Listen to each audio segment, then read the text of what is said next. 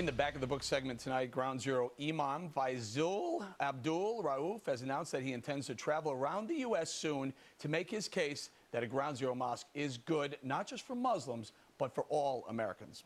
So he's going to have one heck of a sales job to do on that one, especially as worries grow that a small but growing minority of American Muslims may be sympathetic to the radical ideology of jihad. Joining us from Washington is Frank Gaffney, the founder and president of the Center for Security Policy, who believes we are underestimating the threat from homegrown jihadists. Frank, honestly, I don't think we're certainly not at this network and not on some of the shows I'm on, do we underestimate the massive risk that we have with this growing jihadist ideology. Well, I respectfully disagree, Eric. I think you do, in the sense that you miss, more often than not, the second part of the threat that this ideology, you call it the ideology of jihad, the more accurate way to describe it, I think, as we do in this book, Sharia, The Threat to America, which we published at the Center for Security Policy last month, is to describe it as Sharia. And the other piece of jihad that Sharia commands its adherents to follow is a kind of stealthy jihad, what the Muslim Brotherhood calls civilization jihad. And that is almost entirely missed by the media, by our government even, by academia. And as a result, guys like Faisal Abdul Rauf, who are prime practitioners of this stealth jihad, tend to get a pass, or worse yet, are sometimes lionized as moderate Muslims who are the opponents of this jihadism, when in fact they're simply prosecuting it by different means. You know, Frank, you're the expert on this, but I've spent a lot of time at that Ground Zero Mosque. I've actually been in the mosque. I've been in a helicopter above the mosque, pointing out that this is Ground Zero. It is 560 feet from Ground Zero. Some body parts have been found further away from there, and even some landing gear from one of the airplanes landed on the roof of this exact building. We've pointed out that this is Ground Zero, and maybe that mosque should be moved a couple of blocks away as a symbolic gesture. Now, Imam Rauf doesn't want to. Go ahead. The problem with that is, if I'm right, that Faisal Rauf is actually prosecuting the same ends as Al-Qaeda, the people who perpetrated that horrific attack, and you're absolutely right to characterize the larger area as hallowed ground. But if I'm right that he seeks, through stealthy means, to achieve the triumph of Sharia, in a way, sort of pre-violent kind of jihad, to pursue it, then having him have that mosque anywhere, Eric, is a problem, not just a couple blocks away. You can't say there shouldn't be a mosque in America. I mean, you're basically saying don't allow there to be a mosque anywhere. Go ahead. Let me say how I would put it.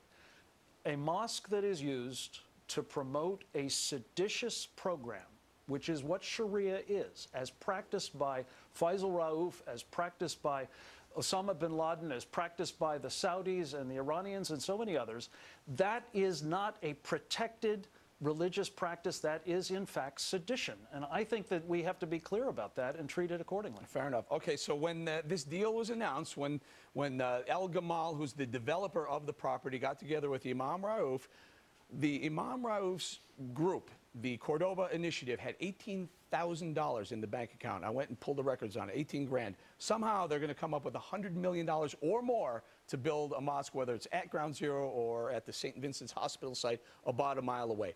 Where is that money coming from?